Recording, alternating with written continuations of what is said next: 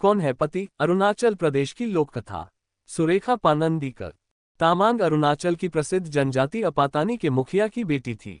देखने में गोरी गोरी हंसती आंखों वाली तामांग के सुनहरे बालों को देखकर जनजाति के लोग उसे सूरज देवता की बेटी मानते थे।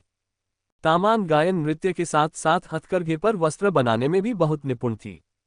इसलिए उसका पिता डोनीगर्थ अपनी इकलौती बेटी का डिंगसिल, आचुओब्यो या ट्यूबो लियोबा जैसे देवपुरुषों में से किसी एक से विवाह करके धन कमाना चाहता था।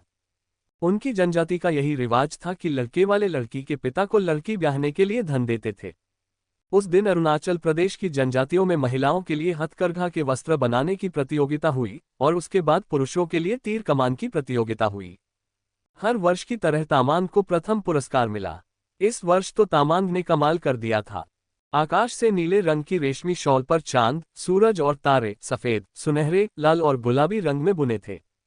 चारों तरफ नक्षत्रों की झालर बुनकर शॉल को सजाया था। विश्वास ही नहीं होता था कि यह बुनी हुई शॉल है। लगता था कि कुशल चित्रकार ने सुंदर तस्वीर बनाई हो। उधर आबुतानी नामक युवक ने तो तीर कमान के कमाल से उड़ते हुए नकली पंछी, तितलियों के ऐसे निशाने साधे कि और कोई उसके आसपास भी नहीं रह पाया। प्रतियोगिता के बाद हुए नृत्य में तामांग और आबुतानी पहली बार मिले और पहली मुलाकात में ही एक दूसरे को चाहने लगे। उनको नृत्य करते देख लोग भी कह उठे, क्या सुंदर जोड़ी है। बाद में वे चुपके चुपके मिलते, क्योंकि दोनों को पता था कि तामांग के पिता किसी भी तरह दोनों के विवाह के लिए मंजूरी नहीं देंगे। इसलिए उन दोनों ने चुपके से विवाह कर लिया।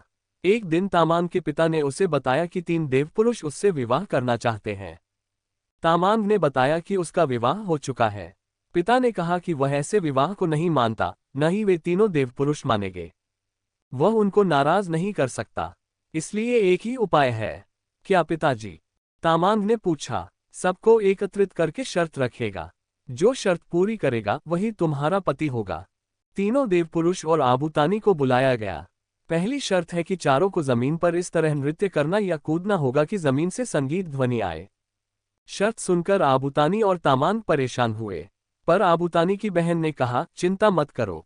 जहां आबुतानी को नृत्य करना था उसने वहां तालों यानी पीतल की तश्तरियां मिट्टी के नीचे दबा दी।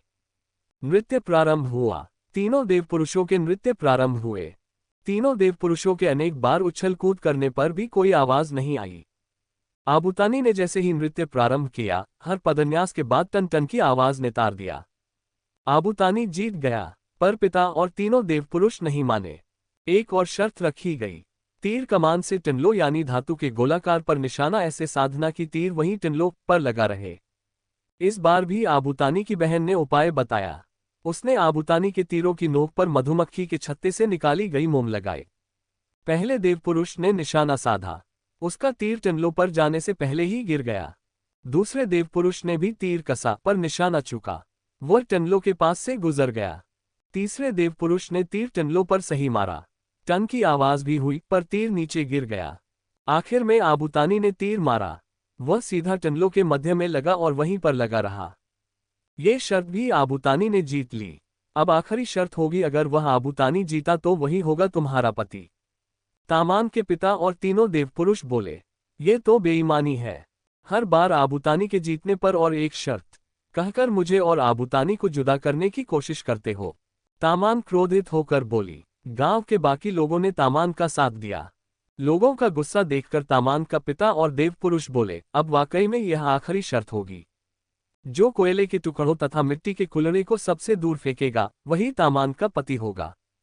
तामांग ने इस बार अपनी बुद्धि से काम लिया। उसने आबुतानी के कुल्हड़े के अंदर शहद लगा दिया और अपनी पालतू मधुमक्खियों को कोयले के चूरे से लथपथ कर दिया। एक एक करके तीनों देवपुरुषों ने कुल्हड़े फेंके और बाद में कोयले के टुकड़े। अब बारी आई आबुतानी की। उसने पूरे जोर से मिट्टी का कुल्हड़ा दूर फेंका, जो तीनों के कुल्हड़ों से अधिक दूर गिरा। फिर उसने मधुमक्खियों को मुट्ठी में पकड़कर हवा में फेंका। शहद की खुशबू से कुल्हड़े तक पहुंची, जबकि देवपुरुषों के कोयले के टुकड़े उनके कुल्हड़ों तक भी नहीं गए। लोगों ने आबुतानी की जय जयकार करी। कल सुबह इसी जगह तामांग का विवाह मैं आबुतानी से रचाऊंगा। सब लोग निमंत्रित हैं। तामांग के पिता ने ऐलान किया। सुबह दुल्हन के वेश में तामांग जब मैदान में पहुंची तब हैरान हो गई। आबुतानी के रूप में 4 जने खड़े थे। ये भी चाल थी, पहचानो कौन है पति और उसे माला पहनाओ, तामांग के पिता ने कहा। तामांग ने थोड़ी देर आंखें मीची, फिर बोली, मैं सबसे पहले हाथ मिलाऊंगी और फिर ही माला पहनाऊंगी। बहुत खूब, तीनों देवपुरुष खुश होकर बोले। पर तामांग ने देखा, असली आबूतानी चुप खड़ा था। पहले देवपुरुष से जब तामांग ने हाथ मिलाया तो उसने जोर से दबाया और आंख मारी। तामांग ने गुस्से से हाथ छुड़ाया। दूसरे देवपुरुष के पास पहुंचकर तामांग ने मिलाने के लिए हाथ बढ़ाया तो वह इतना पगला गया कि बाहें पसारकर आगे बढ़ने लगा। तामांग खिसककर निकल गई। तभी तीसरे देवपुरुष ने उतावला होकर हाथ आगे बढ़ाया और तामांग का हाथ पकड़कर जोर जोर से हिलाने लगा। बड़ी मुश्किल से तामांग ने अपना हाथ छुड़ाया। अब वह चौथे यानी असली आबूतानी के पास पहुंची। उसने आबूतानी से हाथ मिलाया। उसके परिचित स्पर्श तथा उसकी आंखों से छलकते प्यार से वह निश्चित हुई। उसे पूरा विश्वास हुआ और उसने आबूतानी को वरमाला पहनाई। तामांग के पिता और तीनों देवपुरुष शर्म से गर्दन झुकाए लोगों की झिड़कियां सुनते रहे। लोगों ने खुशी से पुष्पवर्षा करके विवाह की रस्म पूरी कर दी। दोस्तों, आशा है आपको ये कौन है पति पसंद आई होगी। आप इसे लाइक करें और अपने फ्रेंड्स के साथ शेयर भी करें। मज़ेदार हिंदी स्टोरीज के लिए हमें सब्सक्राइब करें प्लीज़। थैंक्स।